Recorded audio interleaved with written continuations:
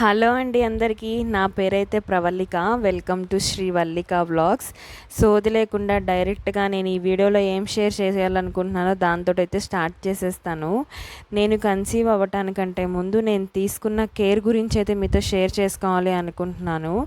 నాకు PCOD issue ఉంది ఒక 10 ఇయర్స్ నుంచి. మ్యారేజ్ అయిన తర్వాత నేను కన్సీవ్ అవ్వటానికి చాలా కష్టపడ్డాను. అంటే తిరగని హాస్పిటల్ లేదు, మొక్కని దేవుడంటూ లేదు, చెయ్యని పూజలంటూ లేవు.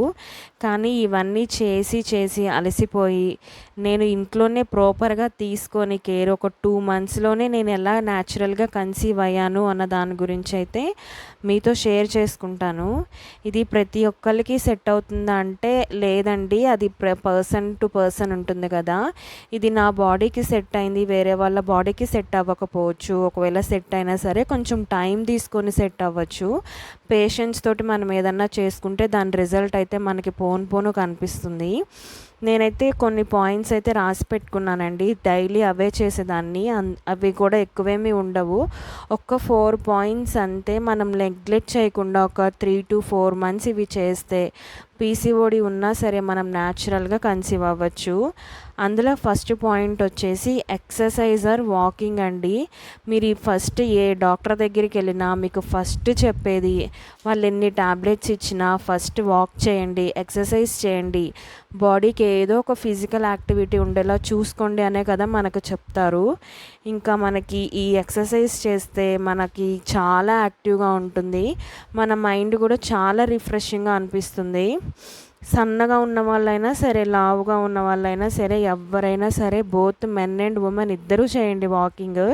చాలా హెల్ప్ అవుతుంది మనకి ఈ టైం అప్పుడు ఎలా చేసేదాన్ని అంటే అప్పుడు జాబ్ చేసుకునేదాన్ని. నాకు కంప్లీట్ నైట్ షిఫ్ట్ ఉండేది.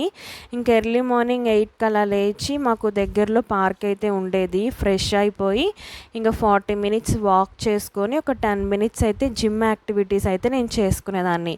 ఎక్కువైతే నేను చేసేదాన్ని కాదు జిమ్. జస్ట్ వాక్ అయితే 40 మినిట్స్ అయితే ఖచ్చితంగా చేసుకునేదాన్ని. మీకు వీక్లో 7 డేస్ కుదరట్లేదు అనుకుంటే ఎప్పుడు కుదిరితే వీక్లో ఒక 4 డేస్ అయినా సరే వాక్ కానీ ఎక్సర్సైజ్ కానీ ఏదో ఒకటి చేసుకోండి. చాలా హెల్ప్ అవుతుంది మనకి ఈ టైం అప్పుడు. నెక్స్ట్ సెకండ్ పాయింట్ వచ్చేసి బ్యాలెన్స్డ్ డైట్ అండి. ఇదైతే చాలా మేజర్ రోల్ ప్లే చేస్తుంది. మనం ఈ ప్రెగ్నెన్సీ కోసం ట్రై చేసేటప్పుడు మనం తినే ఫుడ్ మీదనే 80% మన హార్మోన్స్ అయితే డిపెండ్ అయి ఉంటాయి కదా. మనం బయట ఫుడ్ తీసుకోకూడదు, షుగర్స్ తీసుకోకూడదు, ఫ్రైడ్ ఐటమ్స్ తీసుకోకూడదు, ప్యాకేజ్డ్ ఫుడ్స్ అస్సలు తీసుకోకూడదు. అంటే బయట ఫుడ్ కంప్లీట్గా అవాయిడ్ చేసేయాలన్నమాట. ఏదైనా సరే ఇంట్లోనే వండుకొని తినాలి, అది కూడా కొంచెం హెల్తీగా వండుకొని తినాలి. నేను ఎలా చేసేదాన్ని అంటే మార్నింగ్ బ్రేక్ఫాస్ట్కి ఇడ్లీలు, దోశలు, పూరీలు ఇవన్నీ మానేసి నైట్ పడుకునేటప్పుడు డ్రై ఫ్రూట్స్ అయితే నానబెట్టుకొని మార్నింగ్ వాటిని షేక్ లాగా చేసుకొని తాగేదాన్ని. అది ఎలా చేసుకునేదాన్ని అంటే నానబెట్టుకున్న డ్రై ఫ్రూట్స్ అన్నిటినీ మిక్సీ జార్లో వేసుకొని ఒక అట్టిపండు వేసుకొని కొంచెం పాలు పోసుకొని గ్రైండ్ చేసేసుకొని తాగేసేవాళ్ళం అనమాట, నేను మా హస్బెండ్. ఇంక ఇదేనండి నా బ్రేక్ఫాస్ట్. ఇంకా ఆఫ్టర్నూన్ లంచ్కి వస్తే నేను వైట్ రైసే తీసుకునేదాన్ని, కానీ కొంచెం లిమిటెడ్గా తీసుకునేదాన్ని అనమాట. ఒక బౌల్ మెజర్మెంట్, చిన్న బౌల్ మెజర్మెంట్ పెట్టుకొని అంతే తీసుకునేదాన్ని. ఇంకా దాంట్లోనే కొంచెం ఎక్కువ కర్రీ వేసుకొని తినేదాన్ని అనమాట. ఒక బాయిల్డ్ ఎగ్ తీసుకునేదాన్ని. ఎక్కువ ఒక వీక్లో ఒక 3 టైమ్స్ అయితే ఆకుకూరలు ఉంటాయి కదా, అవైతే ఇంక్లూడ్ చేసుకునేదాన్ని. ఎక్కువ గోంగూర తీసుకునేదాన్ని అనమాట. గోంగూర అయితే నాకు చాలా ఈజీగా అయిపోతుంది. నేను సాటర్డే కానీ సండే కానీ ఎక్కువ మోతాదులో తెచ్చుకొని ఒలుచుకొని కడిగి ఎండబెట్టుకొని ఫ్రిడ్జ్లో అయితే పెట్టుకునేదాన్ని.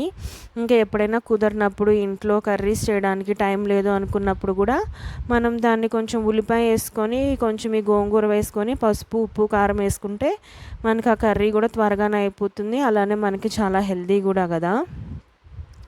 ఇదండి నాకు ఆఫ్టర్నూన్ లంచ్ అయితే ఇలా తీసుకునేదాన్ని. ఇంక ఈవినింగ్ 6-6:30 అప్పుడు ఆఫీస్లో ఒక టీ అయితే తాగేదాన్ని. ఇంకా నైట్ డిన్నర్కి 8-8:30 లోపు ఇంకా ఆఫ్టర్నూన్ వండుకున్న రైస్ కొంచెం పెట్టేసుకొని అదే కర్రీ పెట్టుకొని అయితే వెళ్ళిపోయేదాన్ని. నాకు నైట్ ఎక్కువగా చేసుకునేదానికి టైం ఉంటే చపాతీ అయితే చేసుకునేదాన్ని ఇంకంతే. థర్డ్ పాయింట్ వచ్చేసి ట్రాకింగ్ యువర్ సైకిల్. ఇది మిస్ అయితే మనం ఎన్ని డైట్లు చేసినా, ఎన్ని ఎక్సర్సైజులు చేసినా వేస్ట్ అండి. మనం కన్సీవ్ అయితే అవ్వలేము మన సైకిల్ని ట్రాక్ చేసుకోలేకపోతే. ట్రాకింగ్ యువర్ సైకిల్ అంటే ఏంటంటే, మనకి ఒక 1 మంత్లో ఈ పర్టికులర్ డేస్లోనే మనకి ఎగ్ అనేది రిలీజ్ అవుతుందన్నమాట. ఆ ఎగ్ అనేది ఎప్పుడు రిలీజ్ అవుతుందో తెలుసుకోవటానికి మనం ఈ సైకిల్ని అనేది ట్రాక్ చేసుకోవాలి. అది ట్రాక్ చేసుకోవడానికి మనకు ఆన్లైన్లో ఫ్రీ యాప్స్ ఉన్నాయి. అలానే బయట మనకి ఓవులేషన్ కిట్స్ కూడా దొరుకుతాయి. నేనైతే యాప్స్ యూస్ చేసేదాన్ని, ఓవులేషన్ కిట్ కూడా యూస్ చేసేదాన్ని. మీరు ఎప్పుడు ఓవులేట్ అవుతున్నారు అన్నది తెలుసుకోవడం అయితే ఈ ప్రెగ్నెన్సీ రావడానికైతే మనకి చాలా ఎక్కువ హెల్ప్ అవుతుంది. మనం డాక్టర్స్ దగ్గరికి వెళ్ళినా సరే వాళ్ళు స్కానింగ్స్కి, చెకప్స్కి రమ్మనేది కూడా మనకి ఎగ్ అనేది ఎప్పుడు రిలీజ్ అవుతుంది, మనం ఎప్పుడు ఓవులేట్ అవుతున్నాము అని చెక్ చేసి మనం ఎప్పుడు కలవాలి అనేది వాళ్ళు చెప్పి మనకి గైడెన్స్ అయితే ఇస్తారు. మనకి ఇలా యాప్స్లో ట్రాక్ చేసుకున్న, ఓవులేషన్ కిట్స్తో ట్రాక్ చేసుకున్న మనకైతే ఈజీ అవుతుంది ప్రెగ్నెన్సీ కన్ఫర్మ్ అవ్వటానికి. నాకైతే చాలానే హెల్ప్ అయిందని చెప్పొచ్చు ఈ సైకిల్ని ట్రాక్ చేసుకోవడం వల్ల. ఈ పీసీఓడి ఉంది అంటే ఏంటంటే, మనకి టయానికి ఎగ్ అనేది రిలీజ్ అవ్వదు, ఓవులేట్ అయితే అవ్వము. కాబట్టి అది ఎప్పుడు ఓవులేట్ అవుతుందో మనం తెలుసుకోవడానికి ట్రాకింగ్ యువర్ సైకిల్ అనేది చాలా ఇంపార్టెంట్.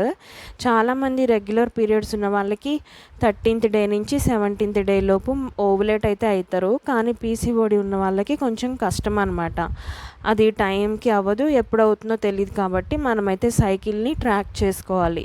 ఫోర్త్ పాయింట్ వచ్చేసి స్ట్రెస్. ఇది last point, main point. Remove unwanted stress అండి. హెల్దీ వేస్ని వెతుక్కోండి మీ స్ట్రెస్ని రిమూవ్ చేయడానికి.